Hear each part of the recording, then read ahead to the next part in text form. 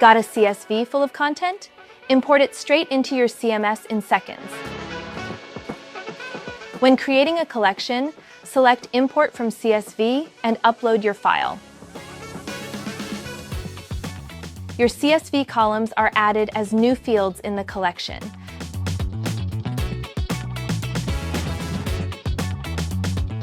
Pick a field type or stick with the suggested one. If something doesn't match, examples turn red. Just pick another type. Double-check the table to make sure everything is mapped correctly. And that's it. Your CMS collection is ready, fully populated, and you can tweak every field to make it exactly how you want.